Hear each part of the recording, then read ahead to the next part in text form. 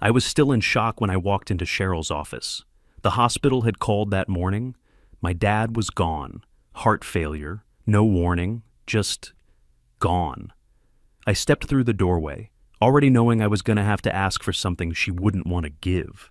Cheryl sat behind her oversized desk like always, typing like her keyboard owed her money. "Hey," I said, clearing my throat. "I need a few days off." My dad passed this morning. The funeral's in Indiana, so I'd need 4 days. She didn't look at me, just kept typing. "You can have 2, she said flatly. I blinked. It's a 9-hour drive each way. She finally glanced up, not a hint of sympathy. "You can attend virtually." I stared at her, not sure I heard that right. This is my dad. He raised me by himself since I was 10. I'm not watching it on Zoom. Cheryl leaned back in her chair and sighed like I was inconveniencing her. "Then you'll have to choose. We're in the middle of the Norland migration. Everyone's expected to be here." That hit harder than I thought it would. I'd given 3 years to this place, built every process they ran on, worked late, came in sick, covered for other people's screw-ups. "Seriously?" I said, voice tightening. "I've never taken a sick day. Never asked for anything." She just shrugged. "This is business. We all make sacrifices." I looked down at my hands. They were shaking, not from sadness, from rage. "Fine," I said quietly. 2 days. She turned back to her monitor like I was already gone. I walked out of her office without another word, but my head was buzzing. My chest felt tight. I made it halfway down the hallway toward my desk, past the same gray cubicles I'd sat in for over 1,000 days. And that's when something in me cracked. Not loud, not dramatic, just final. Quick note: before we start, how's your day going and where are you joining from? I didn't mean to look back, but I did. I turned and stared down that hallway like I was seeing it for the first time. The fake smiles, the half-dead eyes, the posters about teamwork peeling off the walls. I kept walking, but not back to my desk, straight out the door. I sat in my car for a while before going inside. The parking lot lights buzzed overhead like they were trying to remind me I still had a choice. But I didn't. Not really. I already knew what I was going to do. Inside my apartment, everything was still. I dropped my bag, kicked off my shoes, and just stood there in the dark. The clock on the stove read 11:47 p.m. I didn't even sit down right away. I just walked to my room, laid flat on my back, and stared at the ceiling like it could tell me what the hell just happened. Dad was gone, and not one person from that office would be there when we put him in the ground. At 2:30 in the morning, I got up and opened my laptop, logged in remotely. I'd done it 100 times before, during holidays, weekends, nights when other people were too lazy to fix their own mess. But this time was different. I went straight to my folders, not the company junk. I didn't touch client data or project files that weren't mine. I had my own stash, stuff I'd built from scratch just to keep the machine running when no one else gave a damn. Integration manuals, client-specific troubleshooting sheets, API call structures. I documented myself because no one else knew how they worked. Notes from failed attempts, fixed versions, cleaned up code snippets, config backups. Most of it I built on my own time. The rest while covering gaps no one else bothered to fill. And now I was taking it back. While I was working, I remembered Cheryl telling me I had to choose. Yeah, I chose. I started zipping files, encrypting folders, running checksum scripts. My fingers moved on muscle memory, but my head was somewhere else. I thought about Dad standing in the garage, showing me how to use a power drill the right way. "If you're gonna build something," he'd say, "build it like it's gotta outlive you." That's what I'd done at work, and none of them gave a shit. By 6 a.m., I'd scrubbed every last version off the shared drives. Gone. Wiped from the system, replaced with a single text file. Documentation removed by original author. No backup available. Then I opened a new email. Subject line: formal resignation. Effective immediately. No long speech. No thanks for the opportunity. Just 2 short paragraphs. I attached my resignation letter, hit send, shut the laptop, and packed my bag. I didn't even look at my phone. It started buzzing around 6:30, probably the morning crew noticing the missing files. I turned it off. At 8:10, I was at the airport, standing in line, hoodie up, backpack slung over one shoulder, ticket to Indianapolis in my pocket. The gate agent barely looked at me. I didn't care. For the first time in 3 years, I felt like I wasn't pretending. While boarding, someone behind me in line was complaining about their seat assignment. I wanted to turn around and say, "At least your dad's still breathing." But I didn't. I just kept walking, middle seat, tight row, no leg room, didn't matter. I was going home. I stared out the window as we took off, not thinking about the job, or Cheryl, or Hal, or any of them. My mind was on the chapel in Bloomington, the coffee can my dad kept bolts in, the smell of wood stain, the way he used to whistle while he worked, like the world was a little less broken if you just stayed busy enough. I had no clue what was waiting for me out there, but I wasn't scared. We touched down just after 2 p.m.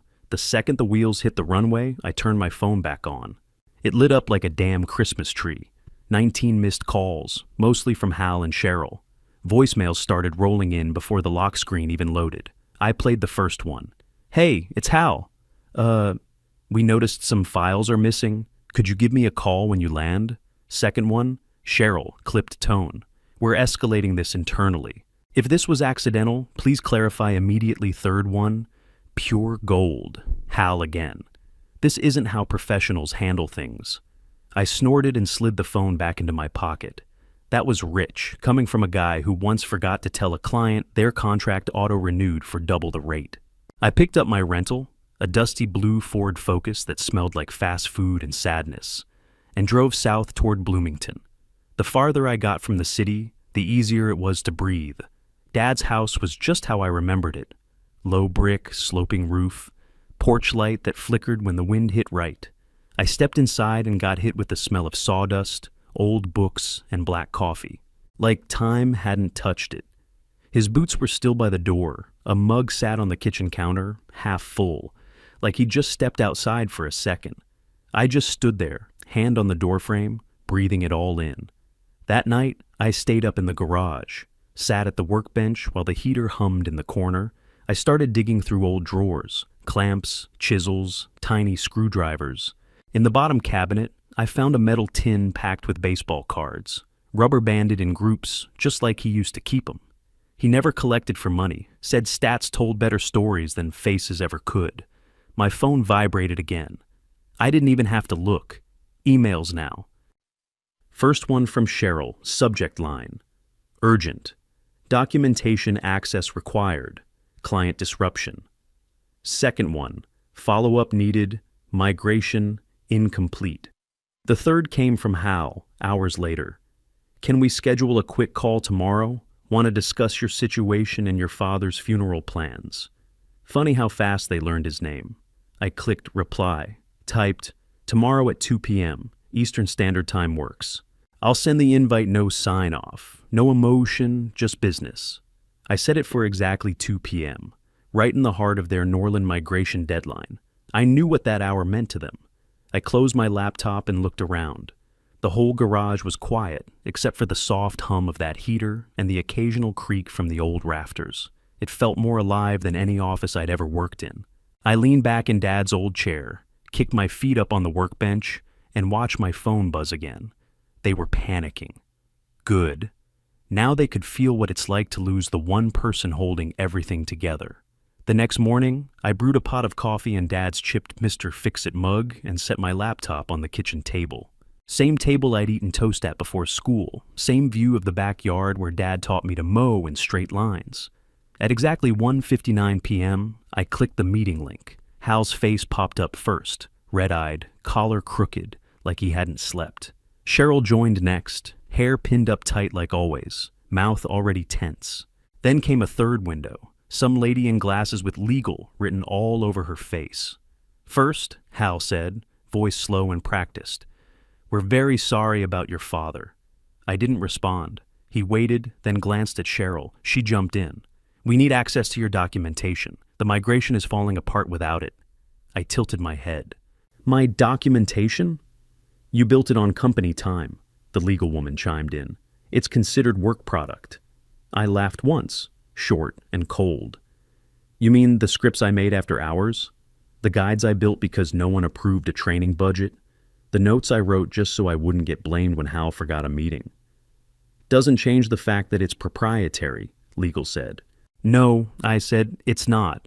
It doesn't contain any client data, source code, or internal IP. It's tools, my tools, built because I was left to sink or swim and I chose not to drown. Cheryl leaned forward.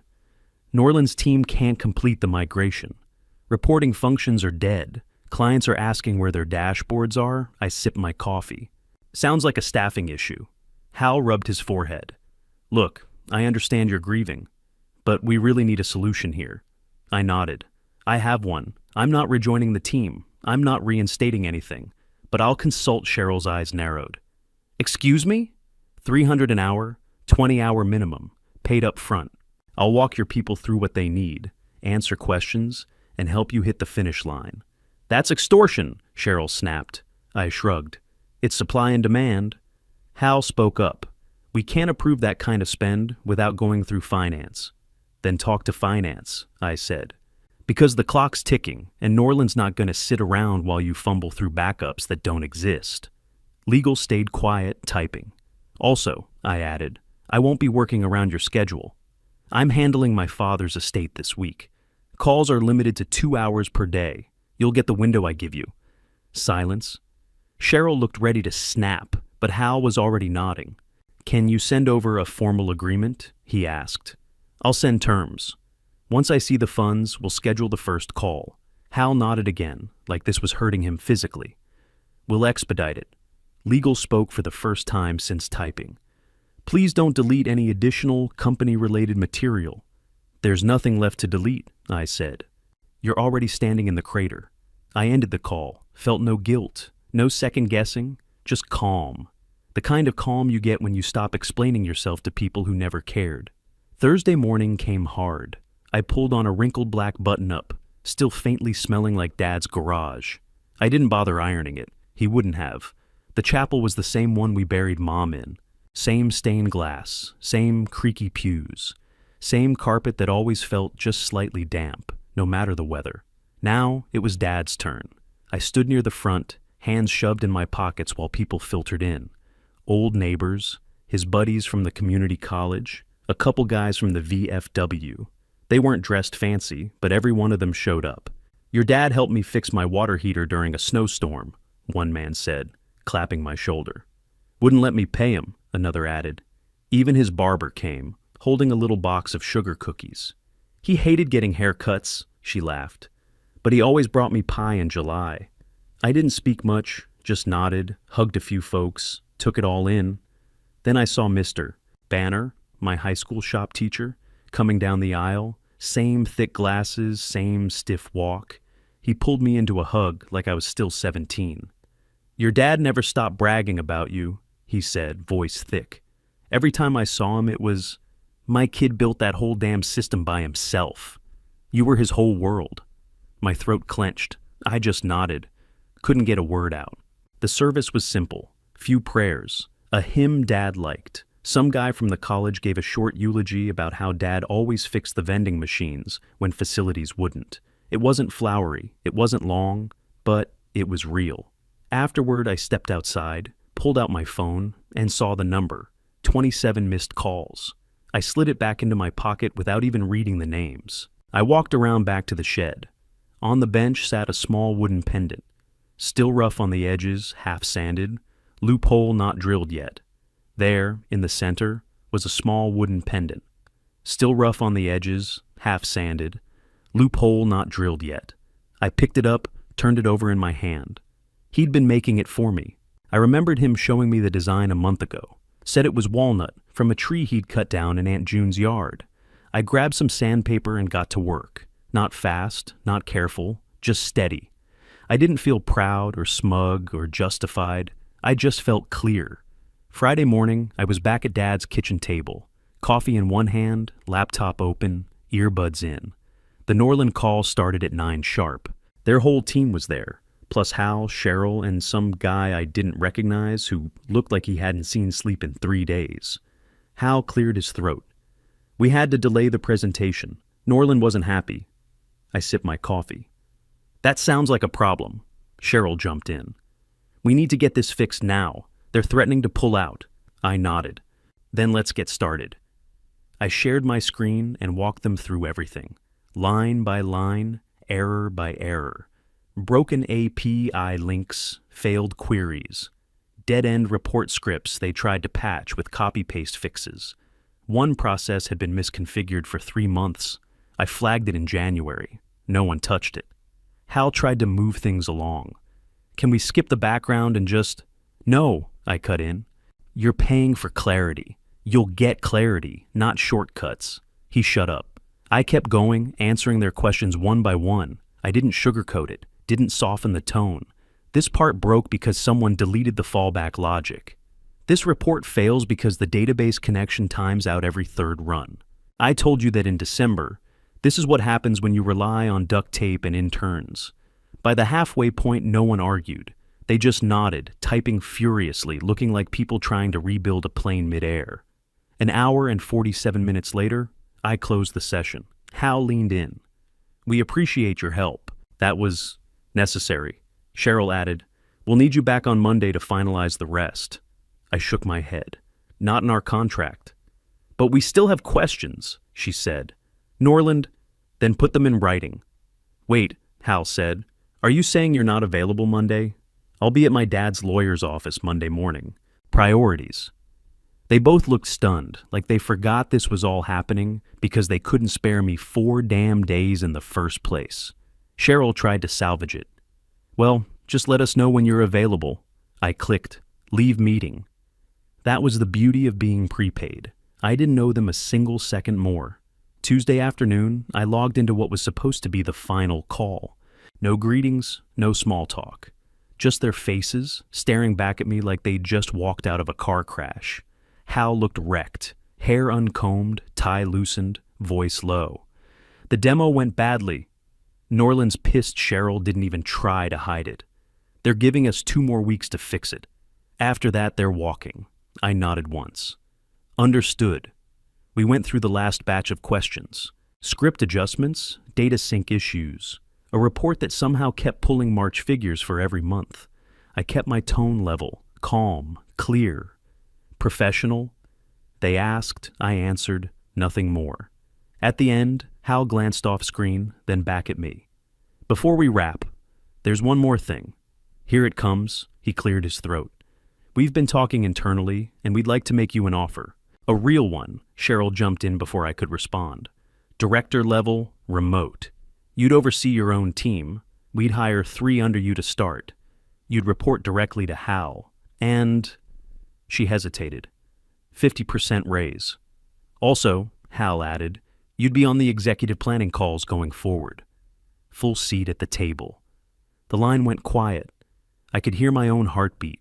Not because I was nervous, just pissed it took this long. I looked at them both. Their faces said it all.